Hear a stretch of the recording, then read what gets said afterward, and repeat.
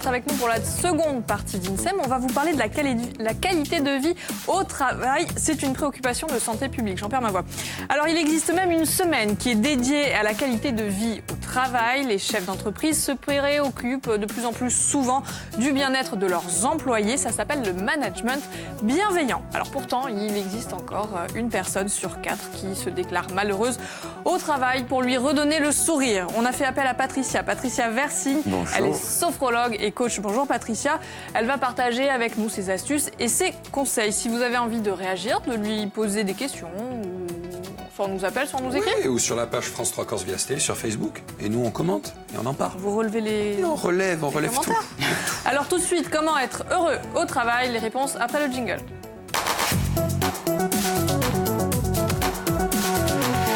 Bonjour Patricia et bienvenue. Bonjour. Merci d'être avec nous. Merci Alors à vous. Patricia, vous êtes sophrologue et coach en entreprise. Il existe un nouveau métier, ça s'appelle CHO. Alors en anglais, ça veut dire Chief Happiness Officer. En gros, c'est rendre heureux les employés. Est-ce que c'est un petit peu ce que vous faites vous aussi? Absolument.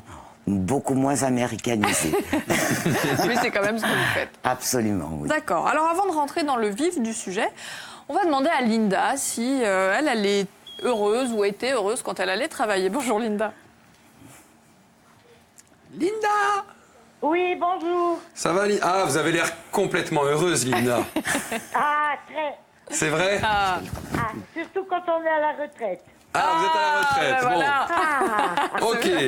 Alors, écoutez, on va jouer ensemble, ma chère Linda. J'espère que vous avez vu ce dont on va parler. Hein. Sinon, ça va être compliqué, mais bon. On va donner des indices tout au long de l'émission. Voilà. On a donné des indices. Donc, vous avez vu aujourd'hui, il y a ce magnifique vaisseau spatial à gagner. En fait, c'est une enceinte Bluetooth. oui. Voilà. Donc, vous êtes prête? On va jouer, c'est bon?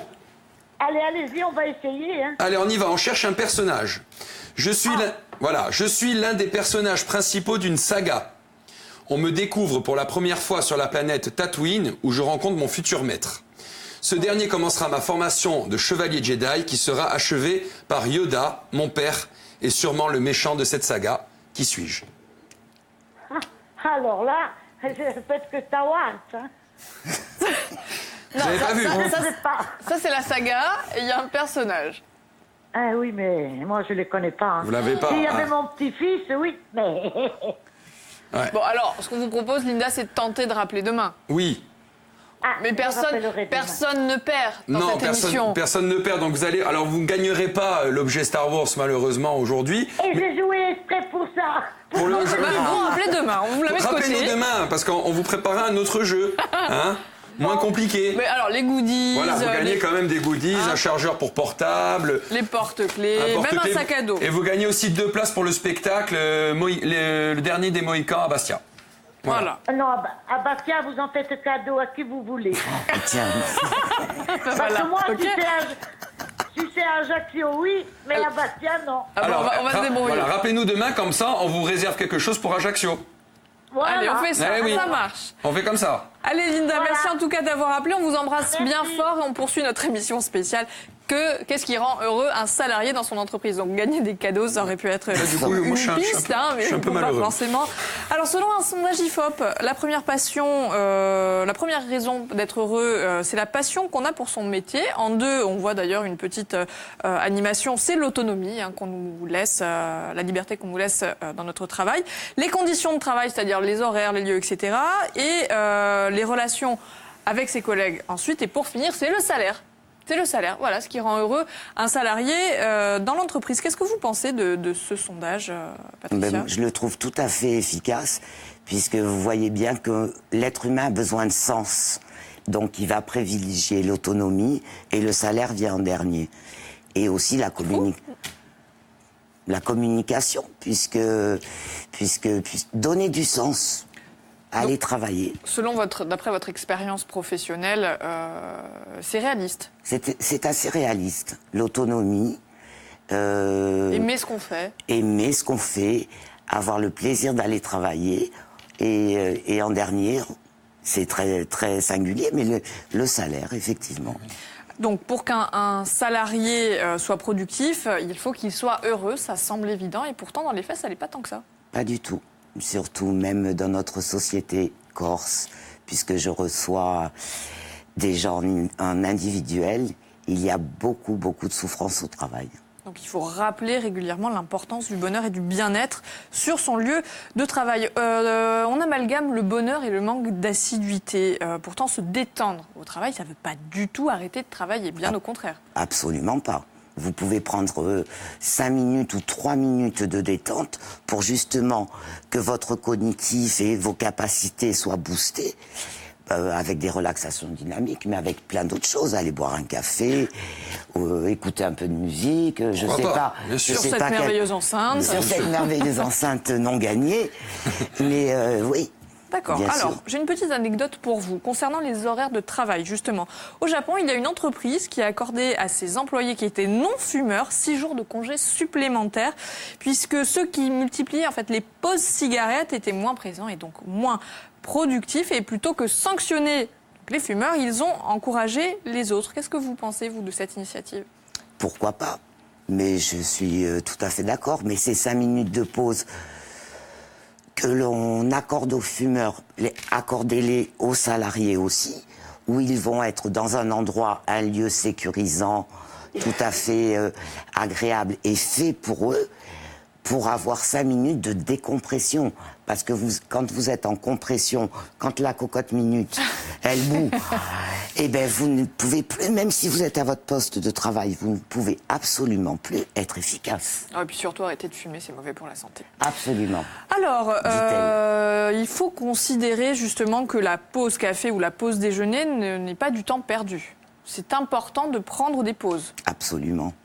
Puisqu'on sait très bien maintenant qu'avec les neurosciences et au niveau de tout ce que l'on sait, le cerveau a un mode de fonctionnement qui fait que nous avons besoin de pause et aussi de sieste.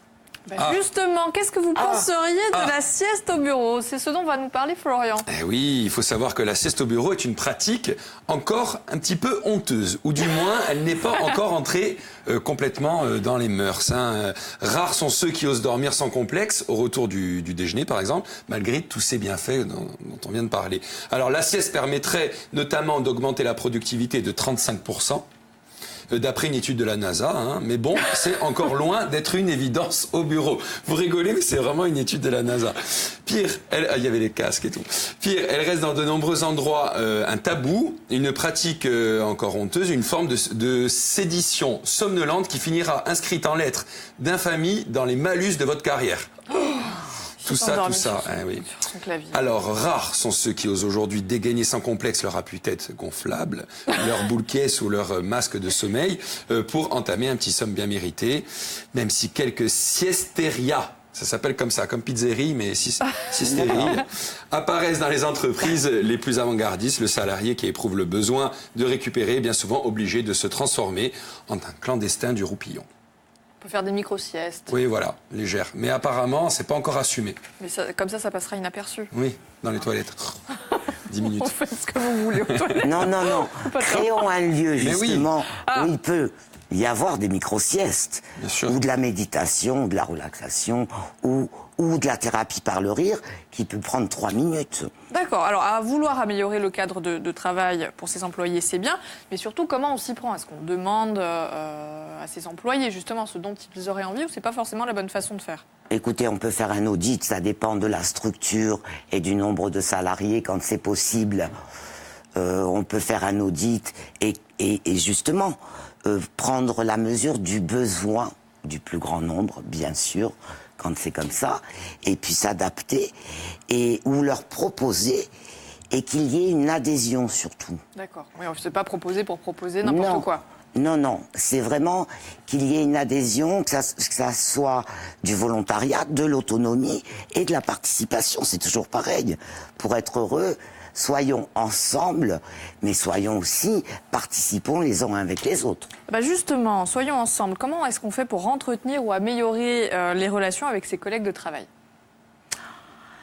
Alors, grande question. Vous savez, les neurones miroirs, le sourire que vous avez, et le sourire que vous avez, il est en miroir.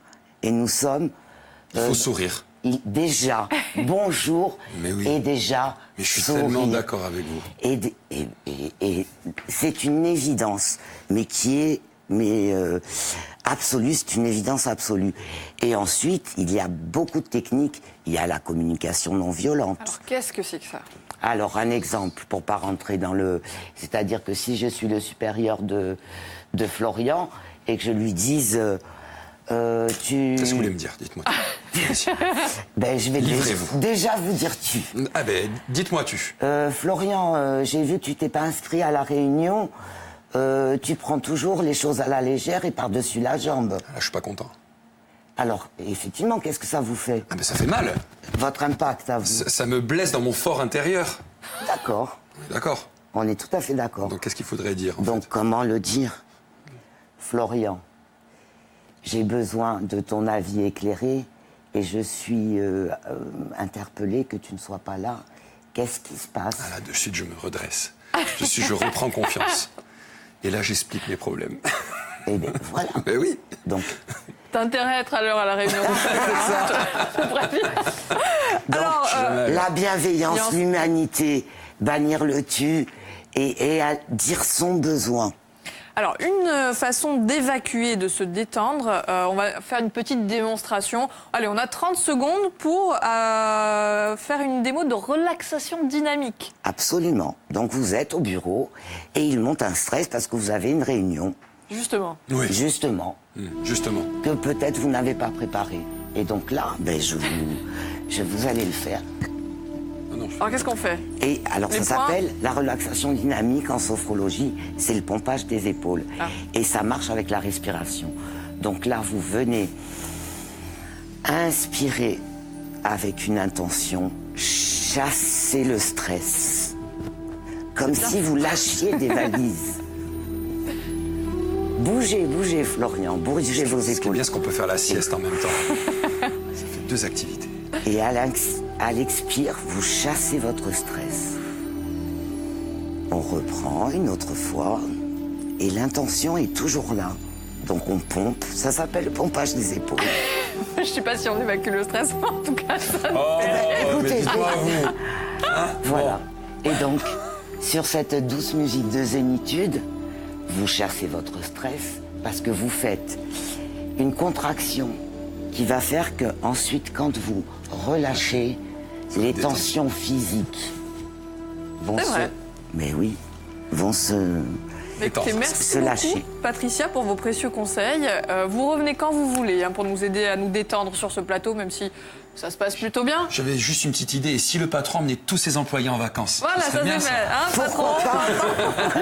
Merci Effectivement. beaucoup. Allez, demain à votre place, on va parler d'autre chose. Attention, danger, on va vous parler des intoxications au monoxyde de carbone avec notre duo d'experts Marjorie Tchel et Pierre Caligé. Il est médecin urgentiste. D'ici là, détendez-vous bien cet après-midi. Mais oui, Pour bah, être, avec vous, on va préparer l'émission de demain. Exactement, très performant demain. Allez, bon après-midi Bonne à tous. détente. Ciao. Au revoir.